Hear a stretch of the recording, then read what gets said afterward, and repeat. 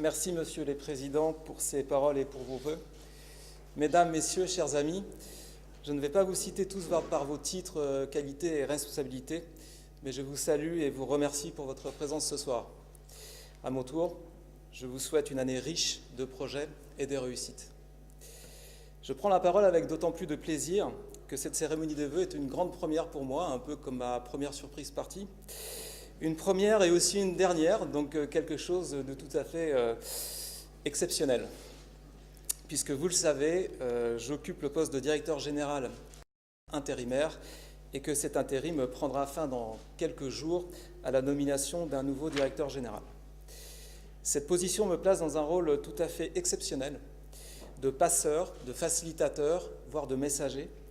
C'est tout à fait stimulant car il ne s'agit pas seulement de garder la maison, mais aussi et surtout d'entretenir ce petit supplément d'âme, cet indéfinissable charme, cette petite flamme qu'inspire Marne-la-Vallée, ce territoire exceptionnel et pionnier qui m'a donné envie de rejoindre début 2015 le formidable projet d'entreprise EPA Marne et EPA France et qui me donne encore début 2018 l'envie d'avoir envie.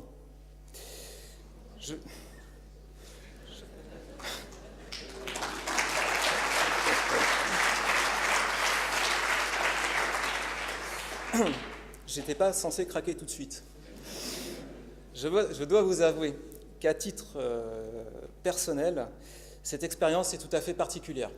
Je ne découvre pas le nombre de dossiers, ni le nombre de rendez-vous ou de réunions, ni le nombre et l'importance des arbitrages à prendre, mais je dois en revanche m'appuyer encore plus sur l'ensemble du comité de direction pour tenir 2 postes en un et réussir à absorber 2 agendas. En fait, je vis 2 journées en une, ce que les femmes savent gérer depuis longtemps.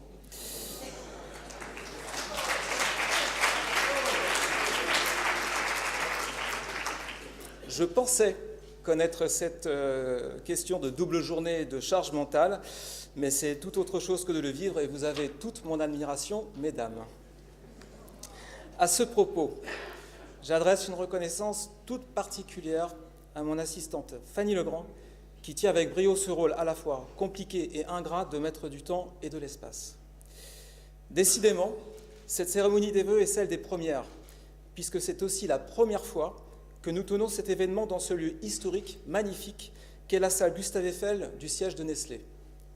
Là encore, il s'agit d'une transition en douceur et d'un passage de témoins qui s'effectue en bonne intelligence, car si Nestlé nous fait le cadeau de nous accueillir ce soir dans ce lieu d'exception, c'est parce que Nestlé, la ville de Noisiel, l'agglomération Paris-Vallée de la Marne et EPA Marne ont décidé de réfléchir ensemble à l'avenir de ce site. Je remercie sincèrement Pierre-Alexandre Tellier et ses équipes chez Nestlé, sans qui cette soirée n'aurait pas été possible ici. Messieurs les présidents, vous venez de parler de notre culture partenariale, de notre capacité à bâtir de beaux projets grâce à l'intelligence collective du territoire. Oui, nous en avons encore la preuve ce soir ici. L'État, les collectivités, les entreprises publiques et privées savent se parler et s'entendre pour construire la ville de demain, tout en accompagnant la ville d'aujourd'hui à s'adapter aux nouvelles attentes de ses habitants et de ses usagers. Et puisque nous disons au revoir à 2017 pour mieux dire bienvenue à 2018, je voudrais citer Jean d'Ormesson, qui a eu la mauvaise idée de nous quitter il y a quelques semaines. Cet immortel malicieux disait qu'il faut, je le cite, « permettre au progrès de surgir de la tradition comme la tradition a surgi du progrès ». Car c'est bien de cela qu'il s'agit. Depuis plus de 45 ans, le progrès, l'innovation urbaine sont inscrits dans l'ADN d'EPA Marne et EPA France. Cette tradition d'innovation ne cesse ici de se renouveler, de se régénérer et de s'approfondir. Nous ne changerons donc pas de cap en cette nouvelle année. Au contraire, nous poursuivrons notre action ambitieuse qui fait ses preuves sur le terrain. Dans ce qui guide notre action, je souhaite évoquer avec vous 3 axes majeurs, les 3 B, le BIM, le bois, la biodiversité. Tout d'abord le BIM, Building Information Modeling, le CIM, City Information Modeling, le LIM, Landscape Information Modeling, un outil collaboratif qui rend plus efficace notre méthode de travail. Grâce à la démarche BIM-SIM, engagée et acceptée depuis plus de 3 ans maintenant, nous serons en mesure, dès 2019, d'être le premier aménageur en France, et très certainement le premier en Europe, à prendre des engagements sur les coûts de fonctionnement pour les collectivités dès la phase de conception d'un projet urbain. Avec notre projet de démonstrateur BIM Cities Alliance, nous proposerons cette année des groupes de travail et des projets d'expérimentation en associant tous les acteurs du monde académique, du monde économique et des collectivités.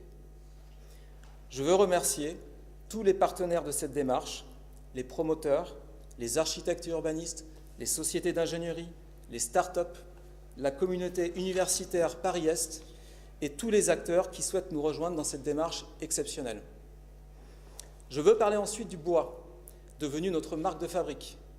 Le bois illustre notre détermination à encourager, développer et structurer la filière des matériaux écologiquement responsables et biosourcés. Avec plus de 60 000 m² de surface de plancher construit en ossature bois chaque année, nous sommes le premier aménageur bois en France, bien loin le second, Bordeaux, qui en engage 25 000 par an. Mais surtout, nous faisons la démonstration que la stratégie bois est vraiment payante en termes de diminution des émissions carbone tout au long du cycle de vie du bâtiment. Notre stratégie bas carbone est confortée avec la labellisation BBCA de 2 bâtiments réalisés avec Crédit Agricole Immobilier à Noisiel et à Bussy-Saint-Georges. Nous irons plus loin en 2018 avec les matériaux naturels comme le miscanthus et la terre crue. Aussi, nous engagerons dans les 3 prochaines années 3 quartiers dans la démarche HQE Aménagement, faisant suite à la signature fin 2017 d'un partenariat avec Certivert. Enfin, je veux parler de la biodiversité, un enjeu majeur, un enjeu vital dont dépendent la qualité, la salubrité, la durabilité de notre cadre de vie aujourd'hui et pour les décennies à venir. La biodiversité est au cœur de notre premier contrat de concession signé fin 2015 pour la ZAC des Coteaux à Torcy. Et elle est partout. Elle se situe de façon transversale dans chacune de nos 30 opérations actives et les 10 en cours de montage.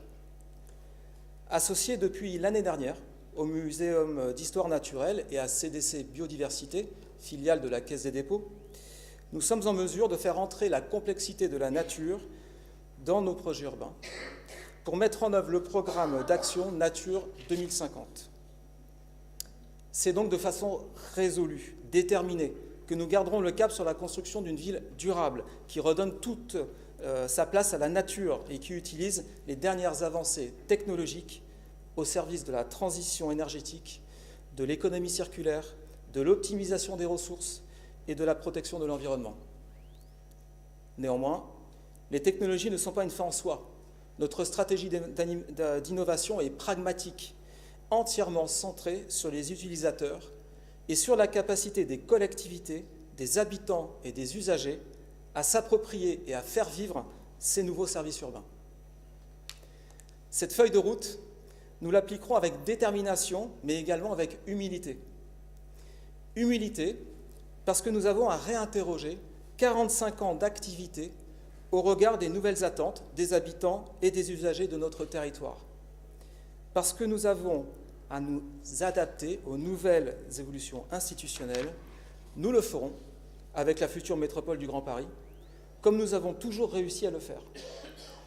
Nous nous attacherons également à respecter ce précieux équilibre entre le développement économique et le développement résidentiel. À ce titre, je salue le Crédit Agricole Brie-Picardie qui s'installe à Chessy, au cœur du Val-d'Europe, là où il y a déjà 2 emplois par résident actif. Et je salue aussi la Casd'En, qui déménage son siège à Champs-sur-Marne, dans un bâtiment construit sur mesure par les nouveaux constructeurs, au pied de la future gare du Grand Paris Express. Humilité aussi, parce que nous sommes confrontés aux grands enjeux, aux défis majeurs de ce XXIe siècle. La consommation énergétique, l'utilisation du sol, la préservation des ressources naturelles et la santé, le bien le plus précieux. Humilité encore et surtout, parce qu'il s'agit d'une œuvre collective et partenariale. Nous avons la chance d'intervenir sur un nombre important d'opérations d'envergure, ce qui nous donne une vision transversale, panoramique et approfondie du territoire, et renforce la cohérence de notre action. Mais c'est bien avec vous tous que la ville du XXIe siècle se bâtit. Nous ne parlons plus aujourd'hui de construction tout court, mais de co-construction avec les élus, les investisseurs, les citoyens et les usagers de la ville. C'est d'ailleurs pour cela que nous continuerons à innover et à investir sur de nouveaux formats et de nouvelles méthodes de concertation. Ce processus de co-création permet à tous les praticiens de la ville de se poser les bonnes questions au bon moment. C'est aussi un vecteur d'appropriation décisif par ceux qui portent le projet autant que par ceux qui en bénéficient, les habitants eux-mêmes. Soyez-en tous chaleureusement remerciés. EPAMarne et EPAFrance sont aujourd'hui identifiés en tant qu'opérateurs partagés entre les collectivités et l'État. Nous avons su adopter différents modèles de montage. Des opérations peuvent être conduites à l'initiative de l'établissement public. D'autres sont aujourd'hui menées en concession et la collectivité est à ce titre notre cliente. Pour d'autres encore, nous agissons en tant que prestataire de services avec un mandat de maîtrise d'ouvrage. En décembre dernier, nous sommes allés plus loin dans la logique partenariale en créant avec la ville de Noisy-le-Grand une entité nouvelle et un outil partagé, la SPLA-IN, Société publique locale d'aménagement d'intérêt national. Elle aurait pu d'ailleurs, et cela s'est joué à quelques jours, être la première SPLA-IN créée en France. Nous sommes bons joueurs, nous laissons ce petit succès à Grand Paris Aménagement, mais nous suivrons de près l'efficience de nos projets respectifs. Ils sont dans la salle, je les salue. Autre exemple de notre culture partenariale, l'EPA va raisonner conjointement sur 2 actes à Coupvray avec la collectivité, Disney, le conseil départemental et l'État, dans l'objectif de se poser les bonnes questions à la bonne échelle. Nous lancerons une démarche éco-quartier sur un périmètre qui inclut donc du in-Disney et du hors-Disney. Ce sera une première pour EPAFrance et nous le ferons dans le respect des procédures de fonctionnement de chaque partenaire. Autre exemple encore, nous rénovons nos modèles de développement en initiant de nouveaux modes de consultation des opérateurs, en associant plus étroitement et plus en amont l'ensemble des parties prenantes. C'est le cas pour le projet Marne Europe, fruit d'un extraordinaire partenariat avec la ville de Villiers-sur-Marne, à l'échelle de 120 000 m² sur 11 hectares, dans le cadre du concours Inventons la métropole, projet remporté par la compagnie de Phalsbourg et ses partenaires investisseurs Emerige et Coder et compagnie, que je félicite à nouveau. C'est également le cas à Bussy-Saint-Georges, avec le projet Habiter autrement, un macro-lot de 460 logements et 4000 m² de commerce.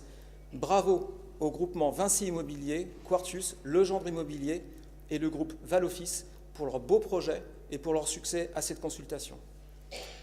Cette dynamique va se poursuivre en 2018, qui sera une année exceptionnelle en termes de vente de logements. Plus de 3500 logements seront mis sur le marché cette année. Notre légitimité d'opérateur naturel se gagne aussi par le savoir-faire et les services que nous offrons. Nous garantissons à nos partenaires la sécurisation juridique de leurs projets à tous les échelons et à toutes les étapes de développement. Je pense notamment au projet Village Nature, pour lequel il nous a fallu uniquement 5 années pour mener l'ensemble des procédures, DUP, acquisition foncière, création de ZAC et dépôt des permis de construire.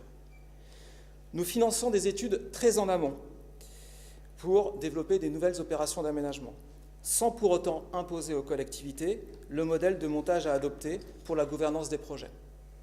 Ce sera le cas en 2018 à Chelles, à Ormesson-sur-Marne et ou encore à Villeneuve-le-Comte.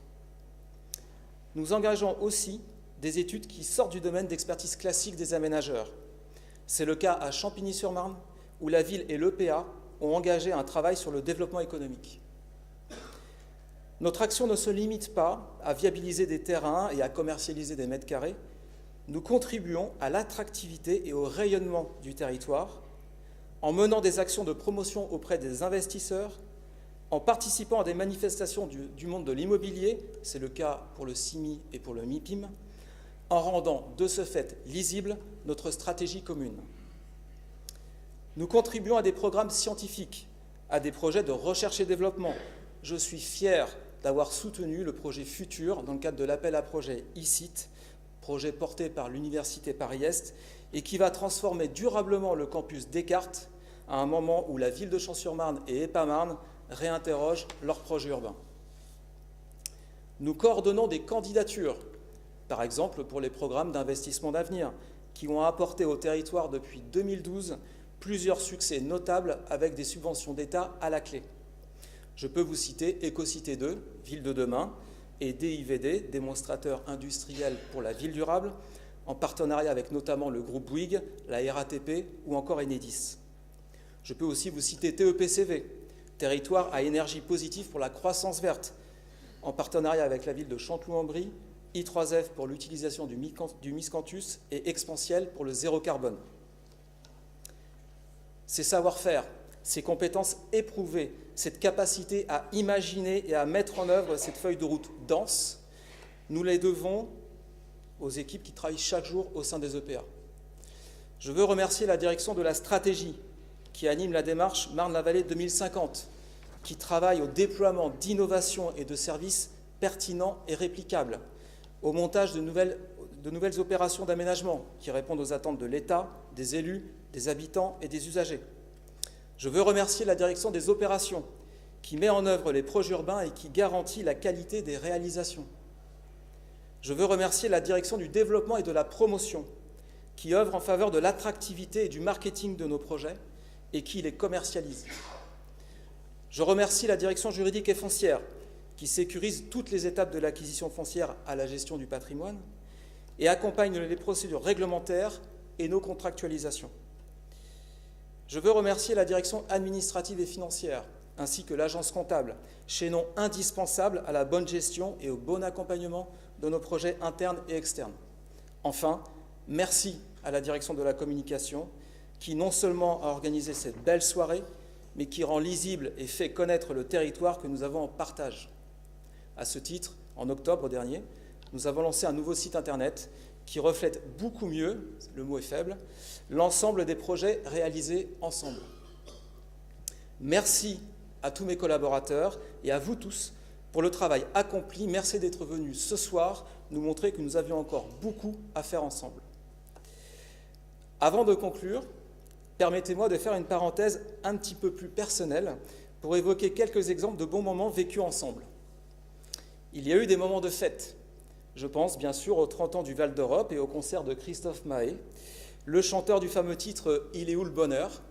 Je suis sûr que depuis ce concert, il sait où il est et qu'il reviendra bientôt à Marne-la-Vallée. À Céris, monsieur le maire, pour l'inauguration d'un groupe scolaire sur la ZAC du Pré-de-Clé, j'ai poussé la chansonnette avec Pierre Perret sur l'air des jolies colonies de vacances. J'informe tout de suite les esprits un petit peu taquins qui souhaiteraient me faire chanter que le maire connaît bien mieux les paroles que moi et que si vous souhaitez un remake, on vous le fera, mais plus tard dans la soirée. Grâce à monsieur le maire de Montévrain, lors de l'inauguration d'un incroyable complexe sportif, le Montévrain Sport Academy, j'ai fait la bise à la gymnaste Émilie Le Pennec, médaille d'or au JO d'Athènes en 2004. Et j'ai serré la main au boxeur Jean-Marc Mormec. Enfin, le terme exact est je me suis fait broyer la main par le boxeur Jean-Marc Mormec. D'ailleurs, ça se voit sur mon sourire un petit peu crispé sur la photo. Ce vainqueur de 2 ceintures mondiales, WBA et WBC. Bref, ces quelques exemples peuvent paraître anecdotiques, c'est peut-être un détail pour vous, mais pour moi, ça veut dire beaucoup. Ça veut dire que je suis libre, heureux d'être là malgré tout, que ce soit en tant que DGA ou DG par intérim, et ces moments de fête ont lieu parce que notre action, à nous tous, est une réussite. Avant de passer la parole à Madame la Préfète, que je remercie pour sa présence, je vous informe qu'à la suite de ces discours, vous pourrez partager un verre, retrouver votre âme d'enfant avec des jeux en bois, laisser votre empreinte dans la terre crue, ou encore chanter une chanson avec nos présidents. Bref, je vous souhaite à tous et à toutes pour cette année 2018 de la santé, de l'harmonie et de la fête. Merci.